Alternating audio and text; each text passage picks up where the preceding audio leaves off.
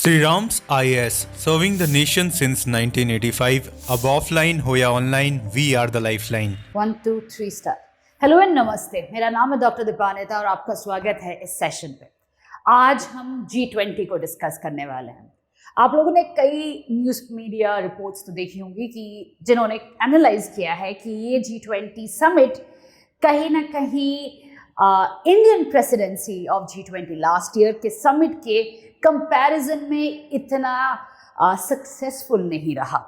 तो आज इस पर्टिकुलर थॉट को, इस पर्टिकुलर आइडिया को एनालाइज करेंगे और ये समझेंगे कि एग्जैक्टली क्या हुआ है G20 में। एज यूजुअल G20 काफ़ी इंपॉर्टेंट है from the perspective of prelims. International organization है, मल्टीलैटरलिज्म है, जहाँ पे इंडिया काफ़ी एक्टिव एंगेज में दिखाता है, तो इसीलिए प्रीलिम्स के पर्सपेक्टिव से इंपॉर्टेंट है। अलॉन्ग विद इट GS में तो आ ही सकता है, GS2 में काफ़ी इंपॉर्टेंट है from the perspective of international organization. अगर हम बात करें PSIR की, तो full fledged question on G20 आना मुश्किल है। प्रोबेबिलिटी रहेगा of a question on multilateralism और इंडियाज एंगेजमेंट इन मल्टीलैटरलिज्म, जहाँ पे आप इस पर्टिकुलर समिट या जो इंडियन प्रेसिडेंसी का एग्जाम्पल देते हुए अपने आंसर को सब्सटैंशिएट कर सकते हो। तो पहले समझते हैं कि ये पर्टिकुलर G20 कहाँ पे हुआ था। तो ऑफकोर्स सबको पता है ये ब्राज़ील में था, बट जो सिचुएशन था जिसके वजह से इतना क्रिटिसिज्म मिला है या इतना डिबेट चल रहा है, ये मल्टीपल रीजंस के वजह से है। एक फैक्चुअल रीजंस देखते हैं सबसे पहले। तो on one side you have COP29 going on, जो कि बाकू अजरबैजान में चल रहा है, एंड वहाँ पे अभी second week third week run होने वाला, लास्ट फाइनल वीक है, और या अभी तक कोई भी ब्रेक थ्रू नहीं आया है इन नेगोशिएशंस। एक्सपेक्टेशंस बहुत हाई थी कि जो डिवीजन ग्लोबल नॉर्थ और ग्लोबल साउथ कंट्रीज के बीच में दिख रहा था रिगार्डिंग क्लाइमेट फाइनेंसिंग, उसका कोई हल निकलेगा G20 में, जो कि नहीं हुआ। तो अगेन इसी वजह से सारी एक्सपेक्टेशन, चाहे वो UN का हो या स्मॉल आइलैंड डेवलपिंग स्टेट्स का हो, सारे कंट्रीज देख रहे थे कि भाई G20 में ऐसा कुछ ना कुछ नेगोशिएशन जरूर होगा, क्योंकि छोटी ऑर्गेनाइजेशन है, ग्लोबल नॉर्थ ग्लोबल साउथ दोनों हैं, एंड कहीं ना कहीं एक पर्टिकुलर पॉइंट ऑफ कॉम्प्रोमाइज में तो आ ही सकते हैं, जो कि नहीं हुआ। That's number one of the reason why so much of criticism has been taken. Second था of course कि जो बाइडेन का लास्ट G20 है, and he is right now a lame duck president. मतलब ऑलरेडी सबको पता है कि next president कौन है, इलेक्शंस हो चुका है, इट्स अ डिफरेंट पार्टी। जनवरी 28 को वो प्रेसिडेंसी का स्वेरिंग इन सेरेमनी भी है, Donald Trump is going to take in power. तो at this point of time people do question what is US commitments, क्योंकि जो बाइडेन का जो कमिटमेंट है, डेमोक्रेट्स जो चाहते हैं, वो ऑफ कोर्स चेंज होने वाला है अंडर डोनाल्ड ट्रम्प्स प्रेसिडेंसी। तो इसी वजह से every statement, every step was taken with a pinch of salt जब हम बात करते हैं अमेरिका के डिसीजंस या स्टेटमेंट्स का, इन पर्टिकुलर G20 में। बल्कि देखा जाए तो there was a constant criticism of Joe Biden की वो रास्ता भटक रहे हैं, वो फोटो ऑप, ये पर्टिकुलर फोटो ऑप में मिसिंग है क्योंकि वो कहीं और थे, इसलिए फिर से फोटो ऑप लिया गया, and multiple such things were talked about. And कहीं ना कहीं यही फॉरेन मीडिया का उद्देश्य था कि ये बताए कि देखो भाई, अब ट्रांजिशन फेज है अमेरिका का, so that is the reason why they can not commit too much to G20। तीसरे पॉइंट पे आते हैं कि जब ये G20 का 2 दिन जो नेगोशिएशंस के चल रहे थे, उसी दौरान कई इंपॉर्टेंट इवेंट्स हो रहे थे जियोपॉलिटिक्स में। जैसे कि एक तरफ पुतिन ने अपना न्यूक्लियर डॉक्ट्रिन चेंज कर लिया, कहा कि भाई अब हम न्यूक्लियर वेपन्स यूज कर सकते हैं अगेंस्ट बैलिस्टिक मिसाइल्स या कोई मिलिट्री ब्लॉक के अगेंस्ट पे। ऑन अदर हैंड ज़ेलेंस्की जो यूक्रेन के प्रेसिडेंट हैं, उन्होंने लॉन्ग रेंज मिसाइल्स यूज कर लिया। तो एक काफ़ी हाइटेंड टेंशन बन गया रशिया यूक्रेन में, एंड फिर से वही बातचीत, कौन है गलत, क्या है, same discussion happening there. Secondly, Israel के इशू में भी बातचीत अगर हो रही है, again even though Israel is not a member of G20, discussion में कोई भी क्रिटिसिज्म या सपोर्ट या कोई भी पीसफुल टॉक्स या नेगोशिएशंस की बात ही नहीं हो रही है. सो इस हालात में G20 से कुछ ज्यादा एक्सपेक्ट करना ऑलरेडी प्रॉब्लमैटिक है. So is it a success और अ फेलियर, हम उसी समय एक्सपेक्ट करेंगे जब हम पता है कि भाई कुछ हो सकता है, कुछ हल निकल सकता है. At this point of time, the situation itself, geopolitics itself is so divisive कि इस divisive atmosphere में G20 का कोई भी सक्सेस होना या G20 का कोई major declaration आना was already an example of high expectation, right? तो इसी वजह से to say or compare it with Indian presidency, according to me, would be a wrong thing to do. Because the circumstances are much different in comparison to what was there last year.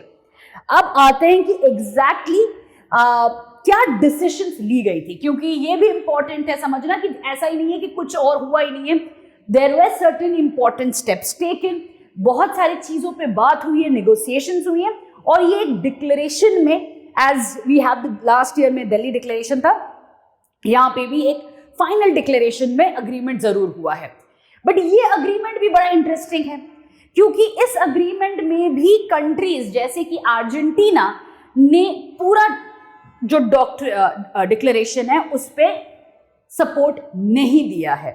ऐसे कुछ parts हैं जहां पे उन्होंने कहा है कि भाई we don't agree with it, and उन्होंने इस पूरे डिक्लेरेशन को समर्थन न देने का भी डिसीजन लिया है. So it is not a completely supported decision. Yeah, it is not something that all the G20 countries have accepted. तो कौन से ऐसे पॉइंट्स हैं जो इस डिक्लेरेशन में सबने या मेजॉरिटी कंट्रीज ने माना है? सबसे पहला तो of course global alliance against hunger and poverty. तो अभी आप देखोगे लास्ट टाइम क्या हुआ था इंडियन प्रेसिडेंसी में, there was a global alliance on biofuel, right?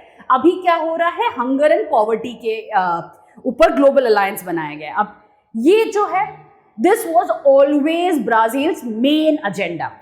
जब से ब्राजील का प्रेसिडेंसी स्टार्ट होता है with the end of Indian presidency last year, तब से ब्राजील वाज वेरी क्लियर कि भाई हम पॉवर्टी और फूड सिक्योरिटी पे बात करेंगे, क्योंकि across the world food security is becoming a major issue. तो इस पे सबसे ज्यादा फोकस किया गया था, एक्सपेक्टेड था कि अलायंस क्रिएट होगा and countries were more than ready to join into this. So basically the global alliance was formed and expectation या agenda क्या है कि global hunger को 2030 के अंडर पे खत्म कर दिया जाएगा. Again this is in line with what sustainable development goals, तो SDG को strengthen करते हुए ये alliance बनाया गया. उसके अलावा as I said COP29 के बैकग्राउंड में ये हो रहा था, एक्सपेक्टेशन तो था ही कि भाई क्लाइमेट चेंज के लिए बात होगी, तो क्लाइमेट फाइनेंसिंग पे बात जरूर हुई, बट ऑफ कोर्स कोई ब्रेक थ्रू नहीं आया. But what happened was all the member states accepted कि पेरिस अग्रीमेंट इंपॉर्टेंट है, बट ये भी उन्होंने माना कि भाई क्लाइमेट फाइनेंसिंग कहाँ से आएगा, कैसे आएगा, ये नहीं पूछा गया. कौन सा कंट्री कितना देने वाला है ये नहीं बात हुई, बट ये जरूर कहा गया कि भाई there will be subsidies given and there will be financing that will happen.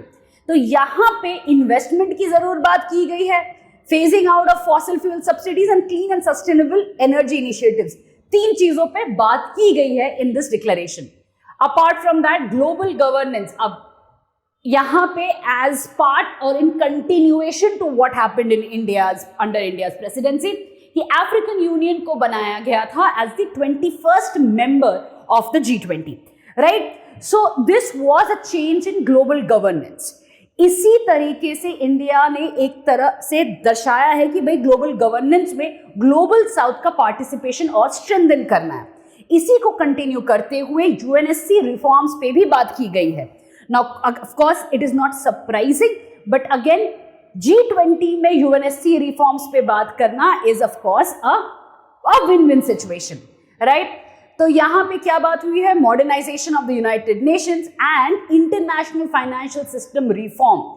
Again financial systems reform का मतलब क्या हो रहा है, जो ब्रेटन वुड इंस्टीट्यूशंस है उनमें रिफॉर्म्स लाने की बात की जा रही है, उनमें dispute settlement mechanism, tariff issues, उनको सॉल्व करने की बात की गई है। बड़ा इंटरेस्टिंग है कि जो G20 समिट में 2 दिन में जो नेगोशिएशंस हुई थी उसमें एक पूरे सेशन में, अगर आपने फॉलो किया है तो उस पूरे सेशन में आपको पता होगा कि CBAM, जो आपका कार्बन बॉर्डर एडजस्टमेंट मैकेनिज्म जो कि यूरोप में लागू होने वाला है, उसको लेके डिस्कशन हुआ है और कहा गया है कि ये जो CBAM लगाने की बात हो रही है, this is going to be problem for global south countries और ये एक यूनिलैटरल अनफेयर प्रैक्टिस है।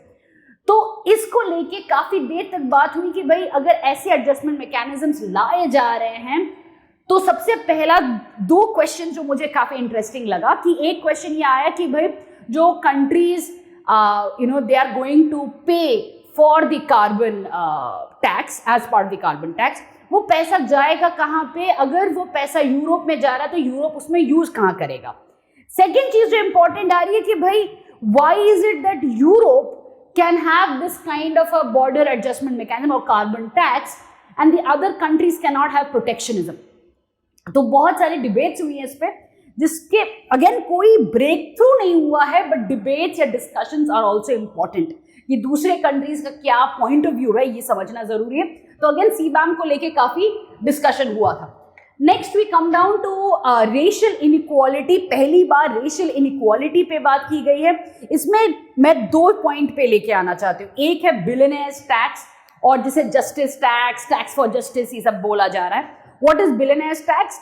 अगेन ये ब्राजील का पेट प्रोजेक्ट है कि भाई जो बिलियनेयर्स हैं उनको ज्यादा टैक्स किया जाए ताकि there would be more of a equality और justice in the tax system.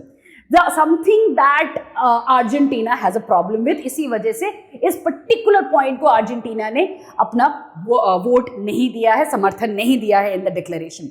Now this is also something that countries across are having a problem with because changing the taxation system and किसको आप billionaire बोलोगे, क्या आपका billionaire का projection रहेगा, ये सारी चीजें थोड़ी प्रॉब्लमैटिक है, राइट। एंड अमेरिका की तरफ देख के ये एक्सपेक्ट करना कि अमेरिका ऐसा कुछ करेगा जो है, but you never know what Donald Trump is going to do. So when you don't have a consistent example in a national level, तो ये इंटरनेशनली भी करना मुश्किल होने वाला है। Next we come down to the one more important point, जो कि support for ethnic racial equality की बात की गई है। Now ethnic racial equality is something that has been talked for the first time. Race को लेके बात करना is also something that is important. If you remember, India के प्रेसिडेंसी के समय पे वुमेन लेड डेवलपमेंट पे बात हुई थी, जेंडर को लेके बात हुई थी, और ब्राजील ने एक और स्टेप ले जाते हुए रेशियल इनइक्वालिटी को लेके बात किया है। So again you should know what happened with the Indian presidency and you should know what happened in the Brazilian presidency. Now this is what took place in the declaration. अब declaration में और एक important point है, जैसे कि मैंने कहा था कि कॉन्फ्लिक्ट्स मेंशन तो होने ही वाली है कि क्या G20 का डिक्लेरेशन रहने वाला है, all countries are going to accept what statement. तो on the in the declaration part there was again a talk about the humanitarian situation in Gaza and the escalation in Lebanon. Palestinian right to self-determination पे बात की गई है, 2-state solution पे बात की गई है, right? But on the other hand, जो kidnapped Israelis हैं उन पे बात नहीं की गई है। किस तरीके से negotiating table पे लेके आया जाएगा उस पे बात नहीं की गई है। सीज फायर पे बात नहीं की गई है। So immediate solution नहीं, but it's a reiteration of what the global leaders have been speaking for such a long time. When it comes to Ukraine-Russia crisis, वहाँ पे भी human suffering in Ukraine की बात की गई है, but रशिया का नाम नहीं लिया गया है, रशिया को क्रिटिसाइज नहीं किया गया है, राइट। तो अगेन रेपुटेशन जो कि बाली डिक्लेरेशन में था, दिल्ली डिक्लेरेशन में था, वही चीज ब्राजील डिक्लेरेशन में भी हुआ है। So in other words there is a clear cut again global leaders की तरफ से एक फेलियर है not to give that negotiating table और not to give a solution for these two wars. Everybody is tiptoeing, क्योंकि सबको अपना अपना बायलैटरल टाइज संभालना है। इसी लाइट में we need to understand what is India's perspective in this particular G20। तो यहां पे मेरे को 2 चीज हाईलाइट करनी है। एक कि हमारे प्रधानमंत्री का क्या स्टेटमेंट रहा है, right, he gave a statement जहां पे मेजर पॉइंट्स मैंने लिखे हुए हैं, तो I will share this PPT, you can take it in, I will also discuss it right now. उसके अलावा he met several leaders in the sidelines of the G20, उसमें भी आते हैं। तो सबसे पहले स्टेटमेंट में क्या क्या था, तो मोदी जी ने सबसे पहले ये कहा कि भाई it is a continuation of India's presidency, and he said that जो पीपल सेंट्रिक डिसीजंस इंडिया के प्रेसिडेंसी में लिए गए थे वही कंटिन्यू होता है। Second, he talked about the fact that सबसे ज्यादा जो ये जियोपॉलिटिकल डिविजन्स दिख रही हैं वो ग्लोबल साउथ कंट्रीज को इंपैक्ट कर रही हैं, एंड ग्लोबल साउथ कंट्रीज की आवाज को एम्पलीफाई करना, एक प्लेटफॉर्म देना अब बहुत जरूरी हो चुका है, and G20 is of course an important for that. उसके अलावा जो दो अप्रोचेस बोली है इंडिया ने कि back to basics and march to future. Back to basics का एग्जाम्पल क्या है, going back to growing climate resilient crop varieties like millet, ठीक है। So back to basics and march to future, ये दोनों वर्ड्स आपके लिए इंपॉर्टेंट है to write not only in your answers on G20 and second about climate or even importance of agriculture में क्या क्या practices आ रही हैं, तो इसमें ये दो approaches आपके लिए important रहने वाली हैं, back to basics and march to future। इसमें क्या emphasize किया गया है, organic farming, popularizing millets and encouraging climate resilient crop varieties। इसी में इंडिया ने ये भी कहा है that India is not only ensuring food security but focusing on nutrition, and the fact that as part of humanitarian and what is HADR guys, नीचे comments में जरूर लिखना HADR क्या होता है। As part of HADR, India is also sending food to and grains to other countries, global south countries, right? इसी में India ने एक और इनिशिएटिव लिया है जिसका मेंशन था स्टेटमेंट में, that India has developed over 2000 climate resilient crop varieties, जो कि डिजिटल एग्रीकल्चर मिशन का पार्ट है, डिजिटल एग्रीकल्चर मिशन का पार्ट है, right. So all the database is right here, this is what India is saying that we are ready to share it also, and we are digitalizing this kind of information as well. So apart from this, he also mentioned about the reforms of global governance, something that India has been constantly talking about कि भाई UNSC का nature बदलना पड़ेगा, उनके membership को बदलना पड़ेगा। So this has been the statement that our Prime Minister gave in the G20. अब आते हैं sidelines की मीटिंग में। He met many leaders in the sidelines of G20, चाहे आप नॉर्वे के लीडर से बात करने की हो, या मैक्रोन से बात करने, फ्रांस के लीडर मैक्रोन से बात करने की हो, या इंडोनेशिया के लीडर से बात किया उन्होंने। बट जो तीन इंपॉर्टेंट मीटिंग्स हुई थी, एक था यूके के लीडर के साथ, प्राइम मिनिस्टर के साथ, पहली बार after the elections in UK, जहां पे उन्होंने ये कहा कि भाई जो ट्रेड अग्रीमेंट है उसको फिर से रीस्टार्ट करते हुए एक प्रॉपर स्ट्रक्चर में आगे बढ़ाना बहुत जरूरी है। उसके अलावा they also talked about economic offenders, that is people who go to UK after committing economic crimes in India, and finally they also talked about opening new Indian consulates in Belfast and Manchester. So there was an important meeting on restarting the talks again. उसके अलावा India Australia ने renewable energy partnership एक agreement sign किया है, and they have talked about having their CACA, that is comprehensive economic cooperation agreement पे काम करना शुरू कर रहे हैं वो लोग। So what is the new deal that they have signed, renewable energy partnership. Apart from that, of course there was a मीटिंग between the leadership of Italy as well as our leadership, जहां पे उन्होंने 5 year strategic action plan पे काम करने की बात की है। तो ये जो एक्शन डील है वहां पे 10 एरियाज हैं जहां पे फोकस किया जाएगा। कौन से 10 एरियाज हैं? Economic ties obviously, clean energy, defence and easier movement of people between the two nations, right. उसके अलावा there will be democratic values and things like that, जिसपे ये एक्शन डील पे काम किया जाएगा, एक्शन डील के अंडर पे काम किया जाएगा। तो ऑलरेडी इंडिया और इटली के अंडर पे migration and mobility agreement already है, ट्रेड डील पे काम चल रहा है, एंड डिफेंस पे both the countries are moving towards purchase and co production की तरफ जा रहे हैं।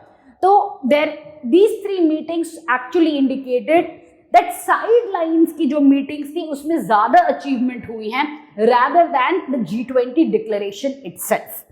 तो कहीं ना कहीं ये बाइलैटरलिज्म में ज्यादा फोकस दिया जा रहा है, बाइलैटरलिज्म के सक्सेस पे ज्यादा फोकस दिया जा रहा है, और कहा जा रहा है कि भाई was it a crisis or is it a crisis in multilateralism?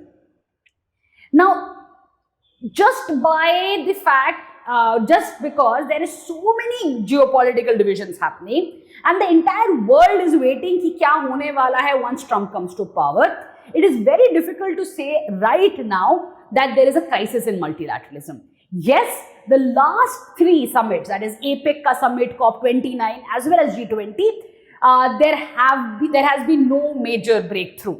But one doesn't know कि under Trump's presidency there could be a breakthrough coming in the future agreements. तो इसीलिए एक एग्जाम्पल या 2 एग्जाम्पल में हम ये डिफाइन नहीं कर सकते हैं कि there is a problem, but हाँ आज के दिन पे बायलैटरलिज्म पे ज्यादा फोकस हो रहा है. बट क्या सिर्फ इंडिया बायलैटरलिज्म पे फोकस कर रहा है? नहीं, because if you take a look at the other sideline meetings, Xi Jinping also had several sideline meetings, और हर sideline meeting में he was talking about how America's transition should not mean more and more turbulence in global affairs. He kept on talking about no escalation of wars, and आज के दिन में जो turbulence आ रहा है कहीं ना कहीं ये दर्शा रहा है कि countries should look in within themselves and look at new partners. So Xi Jinping को of course एक मौका मिला था इस particular G20 में, जहां पे there was a lame duck president and US को सभी इग्नोर कर रहे थे. So कहीं ना कहीं ये मौका था that he could come in and start talking and creating more partnerships, multifaceted partnerships. So he utilized that. The sidelines की meetings were far more diverse and far more important than the main declaration. Apart from that, if you take a look at the general understanding or the general opinion of the world leaders, again, none of them showed the intent जो कि Delhi declaration में intent था कि भाई everybody was looking at India and they were all expecting कि presidency के समय पे मेजर डिसीजंस ली जाए या प्रेसिडेंसी के समय पे अलायंसेस बनाई जाए, which India actually stepped forward with.